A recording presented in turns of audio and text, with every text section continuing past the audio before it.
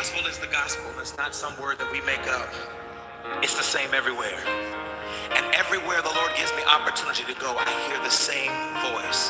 He's calling us higher. He's requiring something of us. I believe the Lord has all of the body of Christ everywhere, worldwide, in school to learn what we will do when we go to that place called heaven. And He's calling us higher. I don't know about anybody else, but I'm tired of the little dabadoo that I'm familiar with. Listen to this. It's an old song. Zion is calling me to a higher place of praise. You sing. To stand upon the mountain and to magnify His name. Magnify His name. To tell all the people of every nation that He reigns. I can hear Him. Oh, I hear Him calling Zion, calling us higher, to a higher place. Let's sing it again. Zion, Zion, Zion is calling me to a higher place. To stand upon the mountains and to magnify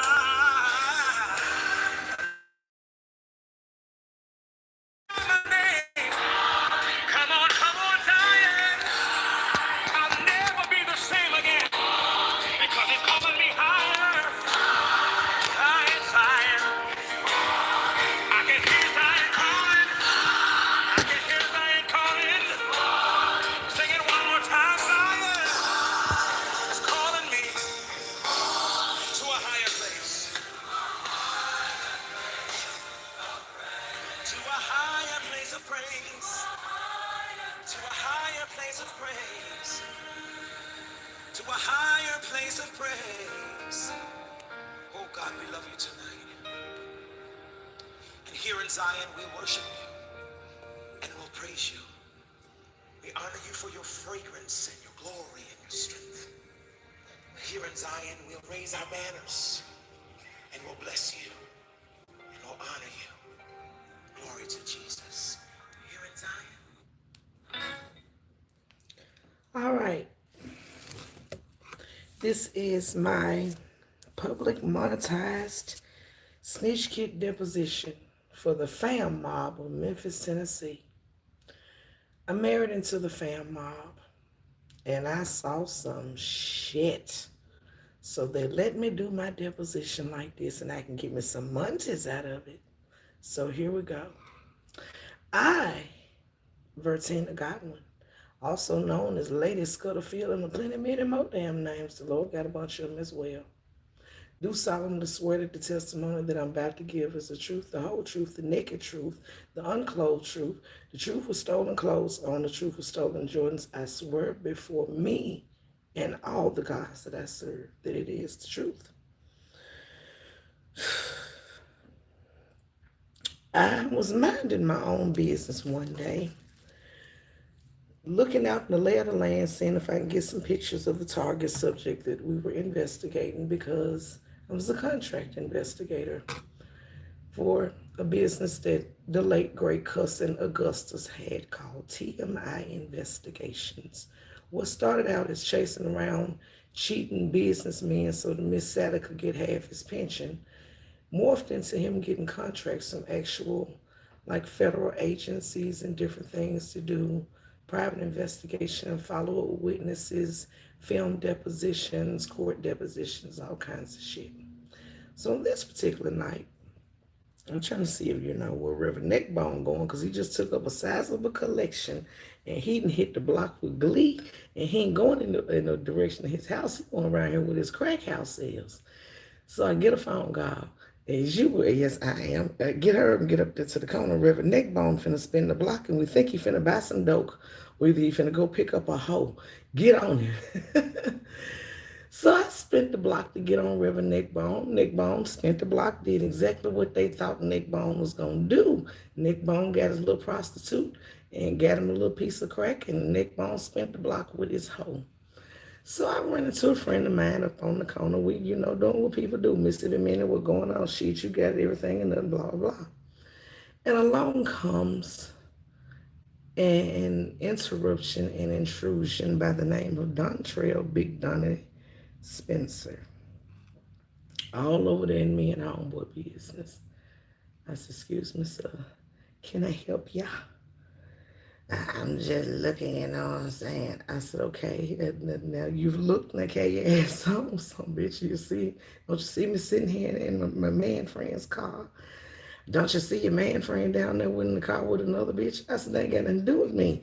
He down there in her car. She defends her land. I defend this one. Carry your ass on, sir. Instead of going on, he come closer. I should have pepper sprayed this son of a bitch right then. We wouldn't even be here right now. But I don't know where we would be. So I can't go back. I can't look back. I cannot. Might turn into a ramen noodle packet. So I went on and engaged and indulged in the fella, gave his little phone number, threw the shit on the ground, smoked some, then I pulled off. But powers be that it may, they said, hey, go over there and see what you can see about that tacky ass family up there on that corner. I said, you know what? 2 or 3 of the niggas in that tacky ass family sure want me. I'll see what I can do. His cousin Coco almost got the shit. He just wasn't the kind of, he was out proud and loud with his trap shit.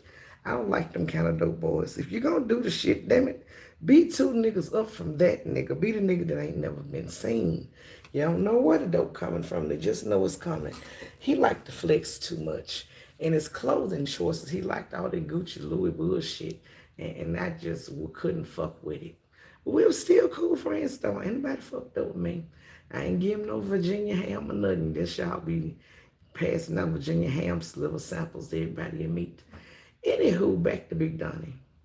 Within 3 business days of knowing this joker, he was willing to put his face in the chocolate Miss Minnie pie, and I never did understood that shit. And nor did I even enjoy such a task. It was just something you hear about, and you just don't believe people do it, but thus and so he did. So, a wise, now gone counselor elder said, bitch, Molly, you's in danger, girl. I said, how so? Niggas like that, if they will eat your hind parts, that boy is, pardon my French, it is what it is, that's what they say. That nigga is fucking for shelter, girl. Run. Nigga doing all that shit, ain't got nowhere to go. He doing all that to get your mind out so you can let that nigga stay a little while longer. Run. You don't let niggas lick and lap me. Don't let them drink the juice, bitch. Run. I tried. And it would not go away like atomic nuclear roaches. And here we are, nearly 20 years later, and I'm still having to deal with this ridiculous man. I let him go. I told him, I said, look, let's settle this amicably. You surrender where you know you dead ass wrong at, or I'm going to take everybody around you down, flaming with your ass, bro. This was coming. I didn't throw rocks and hide my hand. I specifically told that man, if you do not turn my children loose, everybody around you is going to suffer. Y'all did too much and not enough in front of me. Now act like everybody around you except for you ain't got nothing to lose. So he thought it was a game. So here we go. Those of you who have your Bibles, also known as the thing from the Book of Stamps, we're going to start here at the first of the month. Now this family is a case model for anything that you might want to know about niggerdom, or those of you who received your Bibles. Let's roll. And also my testimony, because I'm not going 71 people's court cases. The first of the month in niggerdom realistically starts 3 days before the first, because most of them have prepaid fly-by-night fuck shit banks. These people give them this money 3 days beforehand, so they start nigging then. That is when you're going to see increases in sales of alcohol, cigarettes, cheap-ass outfits out of low-tier clothing stores. Depending upon the proximity to a holiday, you might get charges of fireworks and other, celebratory items. Easter is coming up. You finna get a whole bunch of Easter baskets on bought on these EBT cards because y'all allow them to buy the Easter basket because it has candy in it. No, absolutely not. Everything else has to go against the religion. I don't feel like food stamps should be used to buy Easter baskets with them. The Jews and the rest of us who do not practice Christianity don't want our tax dollars going to buy sugary, ridiculous snacks in lead-laden plastic buckets for children. That's enough reasoning that covers all things right there. Moving along. The poorest of the poor, and those of them who write him. This is the time of the month when they settle up with their plug, as they call it. They might have to, pay the plug and partially in cash, or give the plug threefold to eight books of food stamps for the drugs that they have consumed.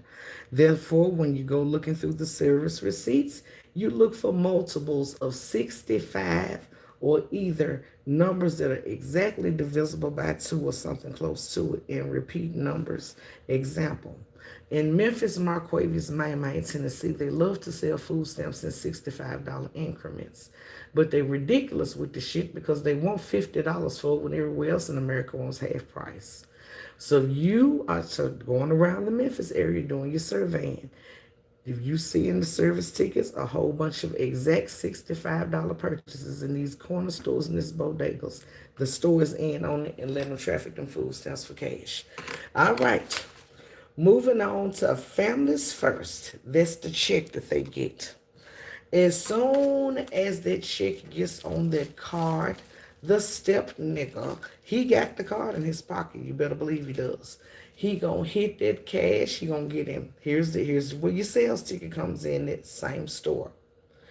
A pack of Newport cigarettes or some other menthol.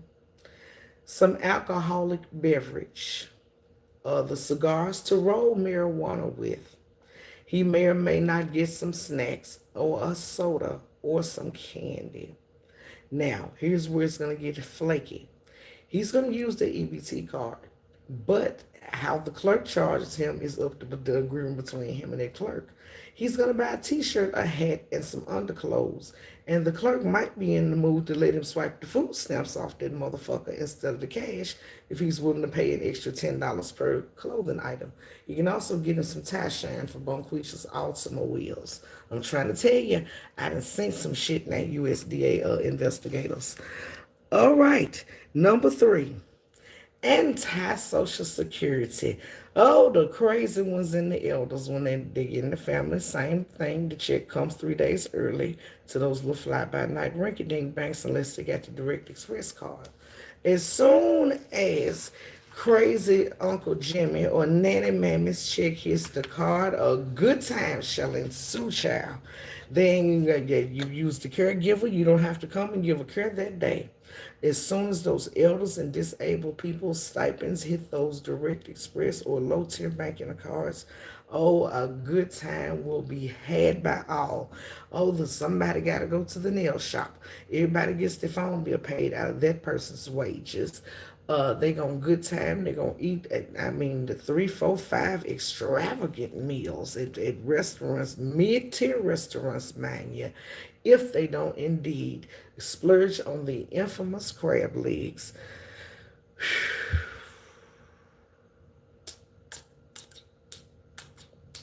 Child of caution. All right, this is when the most violence is also going to ensue in the households and the households across the land because eventually the money's going to run out. Some didn't get settled up. Someone that owes somebody something. Everybody's in a drunken state of jackassery. And the numbers already say that most domestic violence and outside the home violence within this target demographic of jackasseries occurs between the 25th and the 10th of the month. This is why. This is during the time period when they get their resources, they misuse them, they don't take care of their debts. Nobody gets to take care of their obligations, and then it's like a chain of multiplicity, and somebody gets violent. At least 2 notches on the chain get thoroughly violent. All right, that shit, let me hold some was chapter 4. I just spoke upon that. If you have even the appearance that you have a tinge of resources, there will always be someone, hey, let me hold some big money. You can never, you don't even get a chance to be benevolent around those people. If you do not acquiesce with letting them hold something, you may stand the risk of getting robbed, raped, shot, stabbed, having whatever it is purloined from you anyway. So it's best to just comply with their wishes. If they think you got something, just let them have what they want so they can go about their way. If you tell them that you're letting them borrow it, you never have to worry about them again. They'll avoid you to keep them having to pay it back. I'm always down to give niggas money. I swear for God, can I borrow? Yes, good, huh? You can borrow double. They think they done came up. I ain't never got to worry about them never again. They ain't come back no more. Okay, number 5, corporate sponsorship. For to them to be the most downtrodden, poorest people, let them tell it, yet they have the most buying power when it's a convenient argument. The truth is somewhere in the middle. They love a good label, even to the point of counterfeiting and copyright infringement. If it is designer, if it is beyond the means of their income, they will spend their last on it.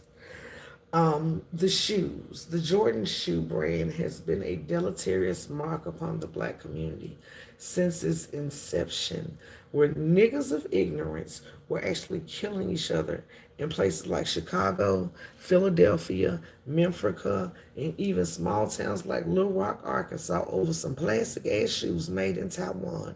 And that was 30 years ago. Understanding could not be had then, and yet and still a score and a half later, understanding still is an elusive bitch because they're still doing this shit. Memphis, especially anywhere that's on the BNSF train line, of them with them damn shoes can expect they already the train ain't safe. Thomas the Tank Engine will get his face flopped off stopping in one of them towns with them damn shoes. So now there's talks of them putting a microchip in the soles. So I had the man laughing. I said, child, Jesus doing a new thing with Jordans. He said, what in the hell? I said, somebody putting a microchip in them shit somewhere to where it got to be activated by the receipt for the end user. And if not, them shoes going to give off a signal and they come for your ass, and fucking with them shoes is a Fed charge now. If you don't steal them where they was made at, and that's in Guangzhou, your ass is affected some sort of Fed charge. And niggas gonna catch the charge. We know they are. They cannot. It's something in them damn shoes. They said Michael Jordan was building in the prisons. You would have thought that would have been near and dear to their heart and stopped buying the shoes. Nope. Nope, absolutely not. And kept buying the same shoe every 5 weekends. That's what blew me. I said, goddamn. It's time for the release of the same damn shoe 27. Everyone stay inside. They're going to be wrapped around the building. We're not even going to open today. I hate the Jordan release. Niggas be camped out at the Jordan release. If you change the sign from Jordan release to a job, the parking lot would be like a ghost town in the olden days of the 1800s. I ain't never seen no shit like this in all my days. But that's the daddies over there and the uncles and the leadership. Every woman over there, the pocketbooks and the Louis Gucci Deuce and the other just to total around nothing but a food stamp card, a bunch of bills, $42 in change, some cheap something or another, and fucking nerve. It's just trifling. It's trifling and it's unnecessary. But who are me to judge is what Drew Caldwell said. All right, number 6, your mama's on crack rock. Of the demographic of adult black people today that are in Generation X and Generation Y, 60% of them are part of the crack bloodline. They were the direct, actual children of crackheads or grandchildren of crackheads, or they were direct children of Vietnam veterans that got sprayed with Agent Orange, or grandchildren of. That's a separate discussion study about the genetic fallback of Agent Orange upon the African American soldier population. But back to the bullshit. Um, those were the crack babies and the crack grandbabies, basically. They never stood a chance any goddamn way. It ain't no fixing the generation of niggas. And I think there's, last time I looked, about 790 something thousand of them. And that's just the head of household. That's not counting the nig nuggets. That's just 18 to 65 is almost 750,000 of them. Now, you know them fuckers each average an eighth of children. That's 3.5 if you're slow. All right, 700, and we're going to knock it 800,000 times an eighth. There you go. That's how many ridiculous niggas going to be spread about the land. Incoming and incumbents. There you go right there. Now, we've been outnumbered. The only thing you can do is what the Bible says. Separate ye thee thyself from nigga shit and run for the hills. All right. Number 7. Pimping ain't easy.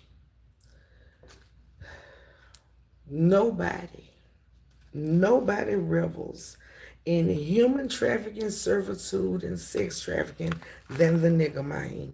Every nigga man thinks he's a pimp, loves the pimp shit, and I don't understand the whole lure of it. I had to break this shit down to a man that was an actual pimp, and I mean a famous actual pimp. I was his caregiver toward the end of times, and the time. And he told me some shit. I told him some shit. Rest in peace to you, Mr. Derrick Payton, also known as the original white folks. I said, now I know that pimping is supposed to be the hoes need a steward over their munties. But Mr. Derrick, I got good sense and I'm going to tell you this. The hoes don't need a steward over their munties. It's a usury situation. The hoes need security. All right, you're really working for your shit because you're keeping the tricks and robbing the bitches. But when you got to get your bread, because the hoes is to use their head one way or the other.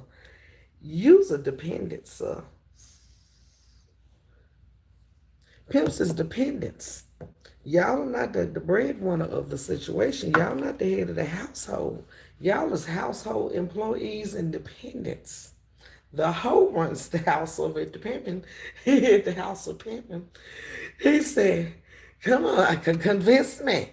I said that she paying all the bills, she feeding their motherfucking body. She make sure you get where you gotta go. She make sure everybody clothes. She doing all the labor. The hoe is the head of household at the house of pimping. A pimp is a household employee or he's a dependent. And then I made it rhyme for you, big pimping. And he fell out laughing.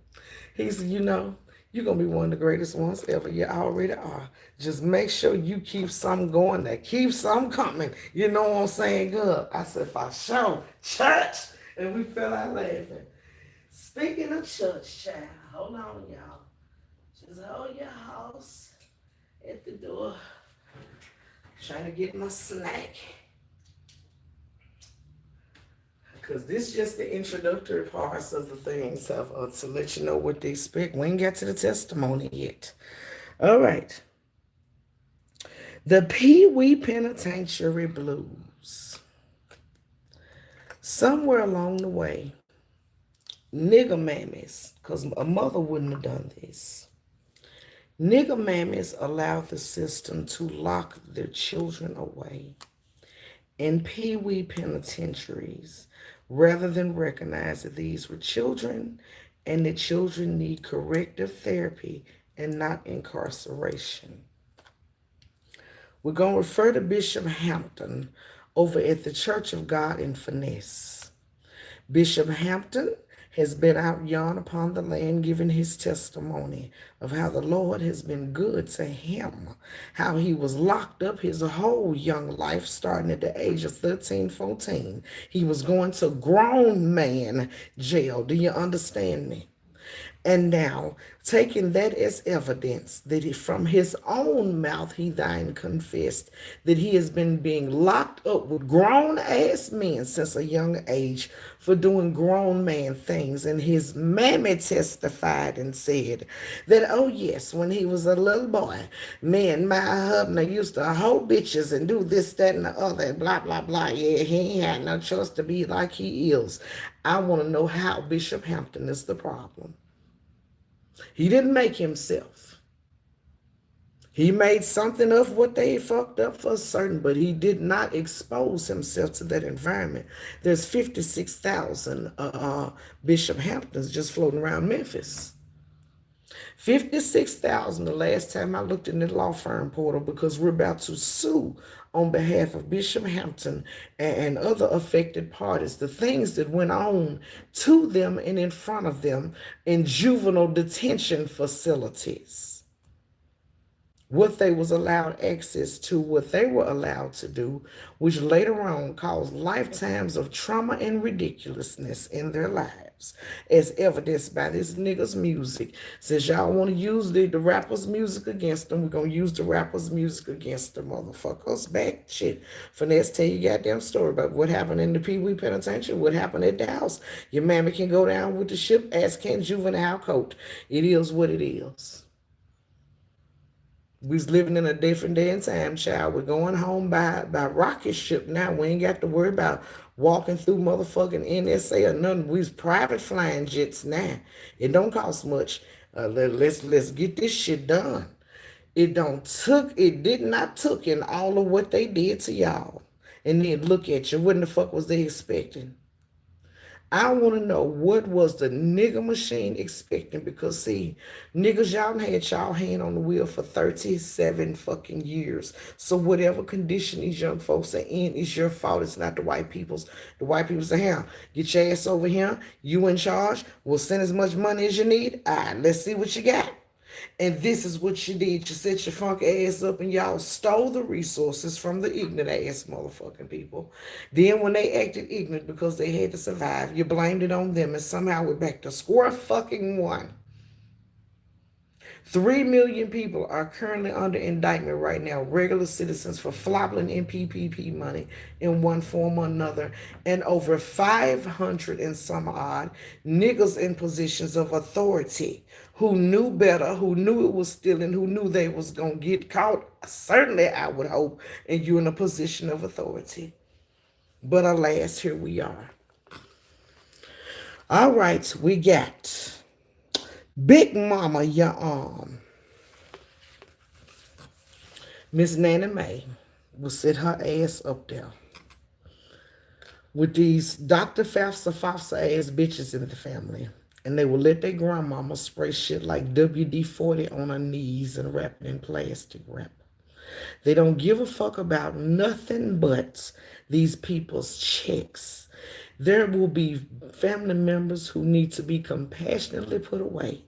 They will keep these people in the goddamn back with rotten appendages to keep that goddamn meager ass shit coming in their house.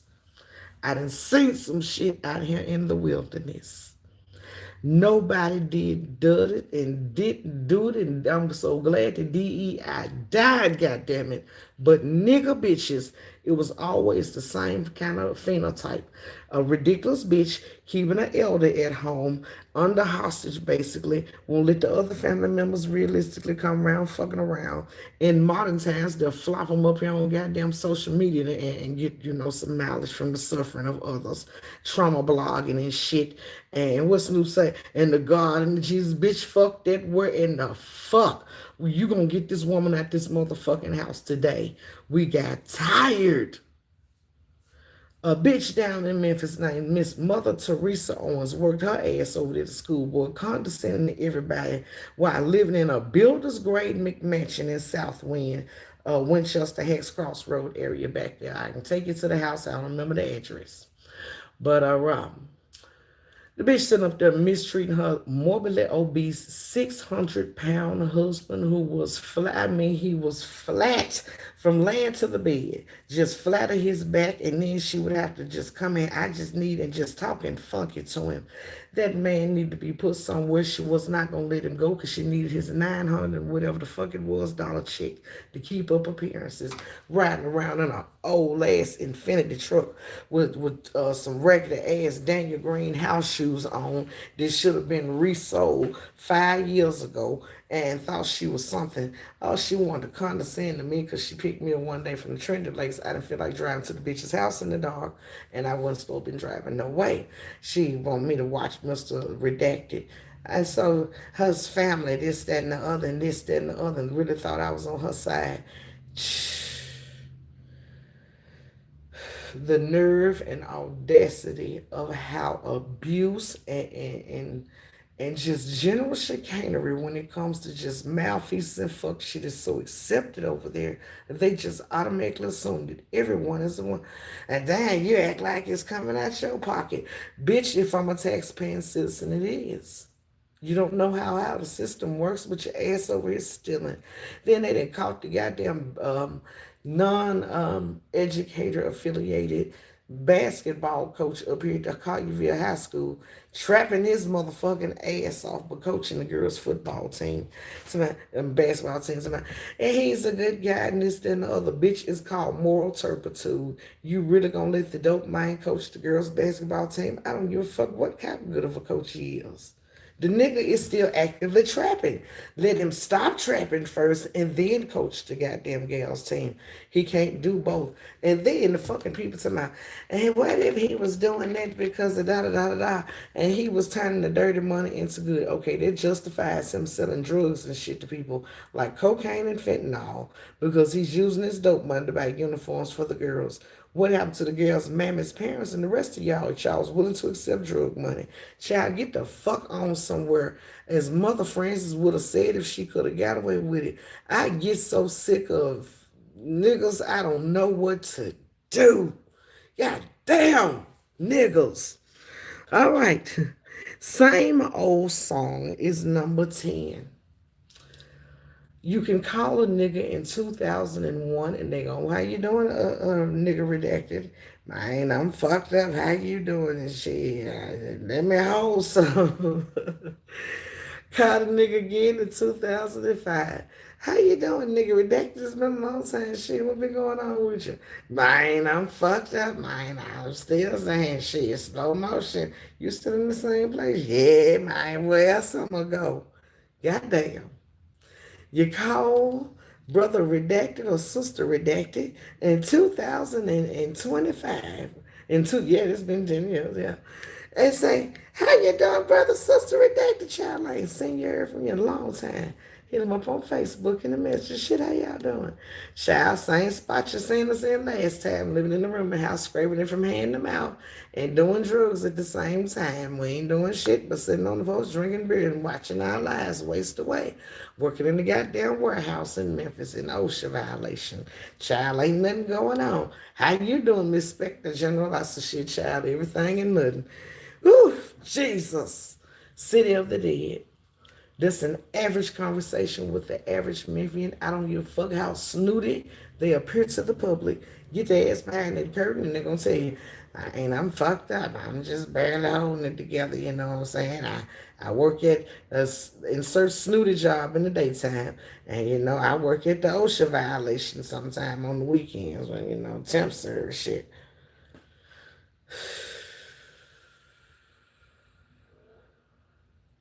Someone that I thought was decent and respectable recently had to come out of retirement and start back working 12-hour days, 6 days a week. Now, I want to know what made you need a sudden increase of income that you have to do that to yourself out of the blue. And they won't admit to it. And I don't be in every meeting with the Lord and the birds, but someone telling me somebody got some restitution to pay to the government or something going on over there or something. I don't know what to say about it. All right. Number 11, take the L. A nigga will fuck over you and expect you to just accept it, forget it, and still be cool about the situation. Tell you, well, fuck your shit up. Tell you, hey, you got insurance. I don't know what you fucked up about this shit for.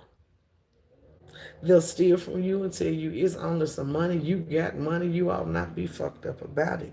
Niggas have all, they ain't even got audacity. They have the fucking nerve, gentle casual listener. Because audacity, most of them can't spell that word. I put the word audacity on something one day just to see something. The man said, and this, that, and the other, and had the audacity, the audacity, the audacity. I just looked over there at the goddamn lady. I said, girl. Ooh, the fucking nerve.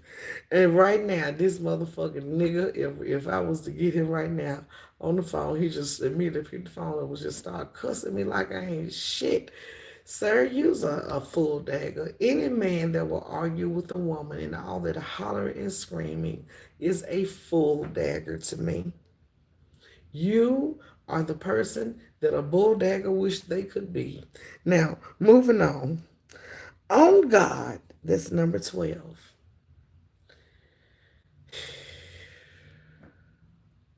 If you went about the land of Mefrica, where there are 7,000 allegedly in compliance, duly registered churches, certain churches could not even be found. So there was considered as some sort of virtual something because the government now has scrambling to get a designation for it. It just was ridiculous, the things that they were calling churches. And people were actually donating their money in support to these ministries. And I use the word ministries loosely. Old cousin Augustus, he said, bitch, I said, decide just whatever you're going to name and name, but we're going to be this, that, and the other on paper. So we chartered a community development corporation. And he named it the Naked Truth Liberation and Empowerment Ministries. But it wasn't a church. We're not a 501c3 nonprofit.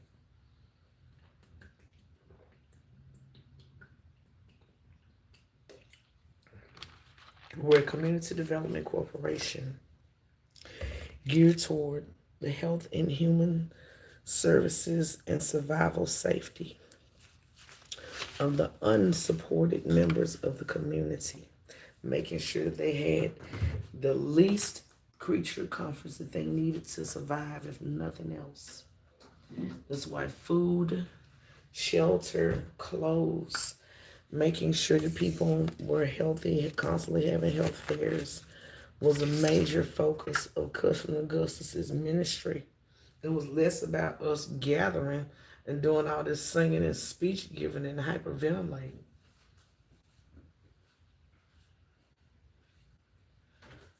Yes, if you go back and look through his content, you're going to see him preaching to near empty rooms sometimes. And it's just us recording the things in posterity because we knew one day, just like the olden days, you make him buy a CD of your favorite preacher preaching or, choir performance.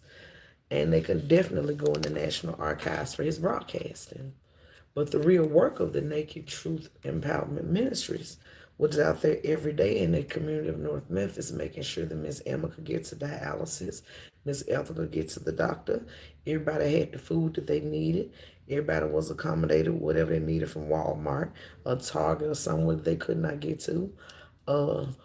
Miss Nanny Mae's pushing and filling in, making sure that somebody can come out there if it's never a white boy hillbillies from the backwaters of Mississippi.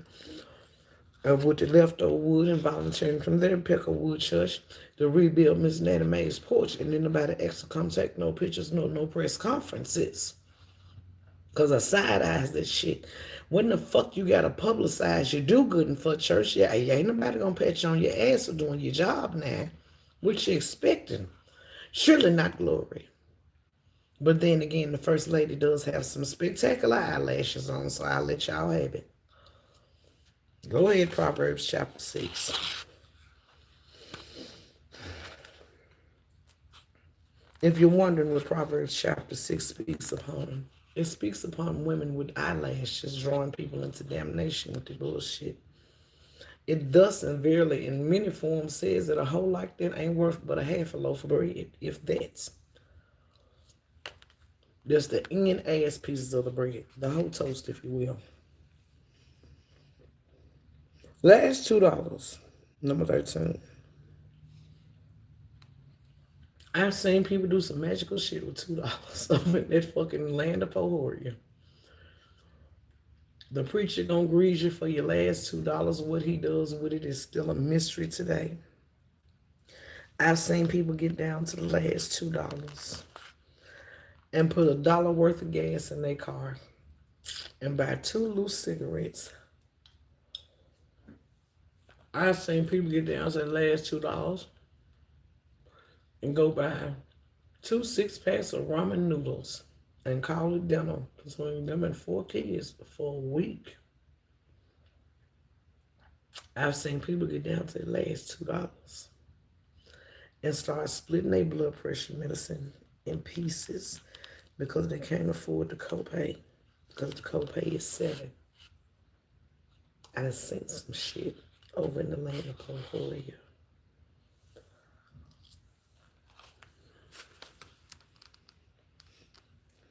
Number 14, the hustle and the muscle. Where there is benevolence, there will be those of them who had a Bible or didn't have one, didn't read it right, who will take advantage. There'll be women who will come upon a free giveaway for someone, going through something. Ma'am, you can't come to a free event with a man in your car and he out there smoking dope with jewelry on and all of y'all got on Jordans and you up here begging for free shit. Some ain't adding up, Bonquisha. Get out the line, ma'am. Y'all didn't even know how to pull that shit out properly. How does it look? Now, think about this, people, those of you who do this shit so y'all can stop. You hear they're giving away something for destitute families, and you pull up to a fucking free giveaway for impoverished people in an expensive automobile. You, deleterious, little Nick Nugget, Nignataria, and Moo Moo all got on Jordans. You got on the wig. You're flopping your eyelashes. All of y'all smell like weed. Y'all got on your middle of the mall jewelry. Don't matter. Yeah, it look real. That's what you want the public to feel like. Well, what sponsor am I supposed to give you? Don't look like a box of half-dinner canned goods and a few leftover toys from Target gonna suit your price range, ma'am. Why do y'all show up at these people's events like this? And what do you really like? Do you really think that people aren't going to say anything? And this dead on truth. There's something to consider. Gen X, YNs, and Z is number 15. Most of Gen X had to raise the YNs and Zs because the mama had to, there's the degree chasing mama. Something about the child of them crackheads. She had to go chase the degrees and leave the kid that she had too early to raise her other kids. Or if they're low class, she get fucked off on drugs. And that's the oldest kid. They got to take care of the rest of the kids. And the old grandmammy that has custody of them all. Or that's the hoe that's working 2 jobs and she just a regular downtrodden ass gal. But she had her first child when she was a teenager, and that child still has to be a mammy and raise the rest of them. Now, all 3 of these bitches gonna shake this Gen X kid down for their resources. All of them. I mean, it's an inevitable. You gotta pay these hoes to get mistreated badly. Like I've said previously, I did not have crack parents. I had crack siblings, so I got a chance to view this from a different angle. I did not get exposed to a lot of things until I was an adult. And then I had to look back on what I had already previously saw and put two and two together and come up with seven. All in all, I will say that niggas are indeed a conundrum. They have the fucking nerve. They have, I mean, it's past the point of belief. The things that niggas actually do and think they can get away with. As it stands right now, the federal authorities have been busting pockets of the same three common elements around the country. That's malfeasance and misuse of government funding, human trafficking, and drug trafficking simultaneously. And it's like all of them are linked together in these certain cities. The people who are doing the malfeasance of the money, they're spending their money on illicit fandangling, somebody in fugazi, some children, and the drug dealers of these people are, as always, either their relatives or their dealers, and it's just a full clusterfuck circle of dick in the booty dancing. And the one thing they all seem to have in common is they're all either secret society people like Masons and Eastern Stars. There's some sort of street gang tied into it, and they're all members of some fraternity or sorority, but it all matches up in a cohesive circle. So, like example, the Kappas, their colors are red and white. Those are the snooty members of the auxiliary. All right, then on the street side, you got the Bloods and the whoever else. Those are the gangbangers. Same thing, red and whatever. All right, in the middle of the snootiness and the whatever, you got the Eastern Star or the Mason part of it, and their colors of their temple are always going to be the red and white. And there you establish a clusterfuck circle of conspiratorial people to do ridiculous shit. Got the ones in the courthouse, then you got some that's doctors. Okay, they over there letting the scammers of the community compromise the patient records so they can get information and then write the bogus prescriptions to defraud the Medicare. Then they get all the pills and shit, and then the pharmacist will tell his sister's cousins, niece's nephew where he keep the little tabs at so they can stage a break-in and he get all the dope and then he can file an insurance claim. It's all trifling. And the time that they takes to come up with this shit. And then they'll sit there and they'll do it in group chats and places like email threads and on Facebook as if they own Mark Zuckerberg's servers. I have, what the white woman to me say? Well, I ain't never in my life seen nothing like this. Miss Scarlett, what is us gonna do? Nothing but stand here and eat this delightful peach cobbler cheesecake, courtesy of Katie's barbecue food truck down here in Tupelo, Mississippi. He's in the Bogart's liquor store parking lot on the weekends. Child, I done had enough. I've run the whole introduction sheet. The rest of it is survey data, research statistics, citations, references, and acknowledgments. You can get that in your packets. I'll come back and run each chapter, try to knock this shit down.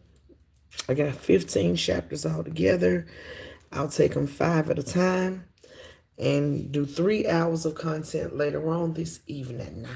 And we're going to get this done in 3-part series and get it on over with, because like I said, I'm not going to the court trials of 70 some odd fucking people. It's not going to happen. You can't force me to. I'd rather spend a day in hell and I'll spend 7 to 10 years there before I'm acclimated. All right. Everybody go find some dinner. Do something. This is just the expectation meeting of what's to come in the 8 o'clock Eastern Standard Time hour, maybe 9 o'clock, because I want to make sure the children are in the bed, because some of this is very graphic. All right. Y'all have a good evening. Make it go away.